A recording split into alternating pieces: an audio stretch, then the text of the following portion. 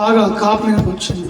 చిలకలు రాకుండా, పక్షులు రాకుండా, ఇంకా తినేటివి ఏమి రాకుండా కాపాడుకున్నాడు. రాత్రి పగలు కష్టపడి కాపాడుకున్నాడు. జొన్న పండుగ వచ్చింది, కొయ్యాలి. ఏం చేయాలి? పని వాళ్ళు కావాలి. ఏ రైతుకైనా, ఏ వ్యవసాయకుడైనా, లోదియమ్మ అవునా, ఖచ్చితంగా పని వాళ్ళు కావాలంటే కూలి పని చేసేవాళ్ళు కావాలి. డబ్బు నీకు ఇస్తానని చెప్పి 100 రూపాయలు ఒప్పుకున్నాడు. ఆ రోజుల్లో నాకు ఈ జొన్న కొయ్యాలి రమ్మన్నాడు. ఒకడే దొరికాడు. ఊర్లో తిరగగా ఒకడు దొరికితే వాడిని తీసుకుని వెళ్ళాడు. వాని చేతికి కొడవలు ఇచ్చాడు. ఆ 10 ఎకరాల మూల మీద ఒక సైడ్ మూల మీద ఓ చిన్న తాటాకులు వేసి చిన్న పాక వేసాడు.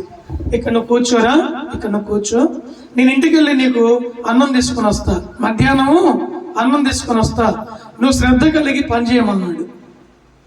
నువ్వు పని చేస్తే నీ కూలి నీకు ఇచ్చి మధ్యాహ్నం పూట అన్నం పెడతా, ఇంకా కష్టపడితే సాయంకాలం పూట కూడా నీకు కడుపు నుండి అన్నం పెడతా, నీ కూలి నీకే ఇస్తానన్నాడు. సరే, వీడు ఒప్పుకున్నాడు. నేరుగా ఆ యొక్క తాటాకులు వేసినటువంటి పందిరి కింద నీడకి వెళ్ళి కూర్చున్నాడు. కాస్త గమనించండి, మంచి మాటలు.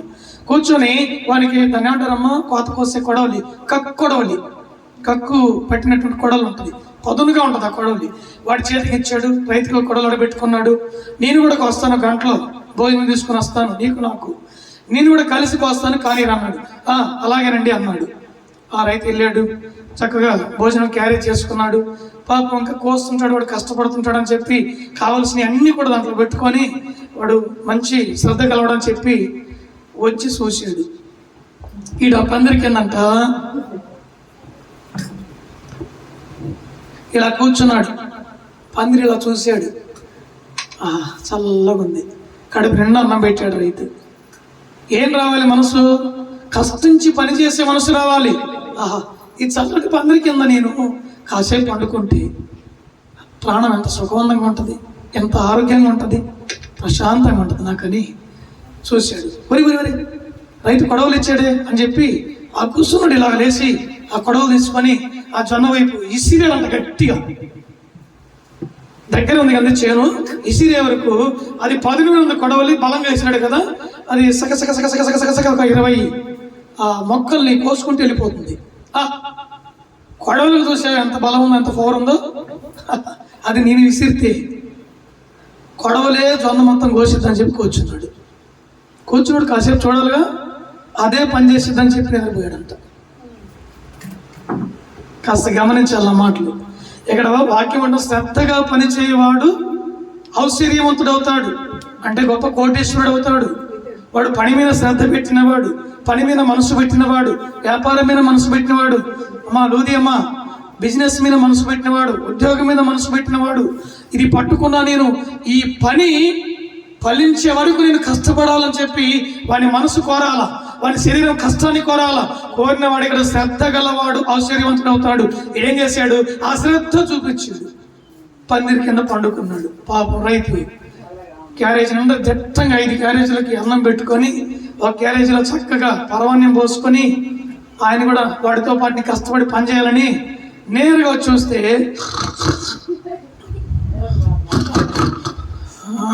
అని చెప్పి పండుకున్నాడు. గొరకబెడుతున్నాడు.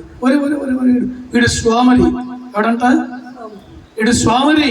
పని చేయరా అని చెప్పి కూలికి ఒప్పించుకొని డబ్బులు ఇస్తానని చెప్పి నీకు భోజనం పెడతానని చెప్పి నేను చేను దగ్గర తీసుకొచ్చి ఈయన అప్పగిస్తే ఈడు శ్రద్ధగా పని చేయకుండా వీడు సోమరై పండుకున్నాడంటే ఈయన ఒంటికి సుఖము కావాలి. వీడు సుఖాన్ని కోరుకునేవాడు. అయితే వీడేమవుతాడు? వీడు దరిద్రుడు అవుతాడు. ఏమంటే గమనించాలి ఆ మాటలు. వీడు దరిద్రుడు అవుతాడు. వీడు ఎప్పటికీ ఐశ్వర్యవంతుడు కాలేడు. మరి అబ్బాయి లే అన్నాడు. లేపాడు. చెప్పండి అయ్యారు ఎందుకు అన్నాడు.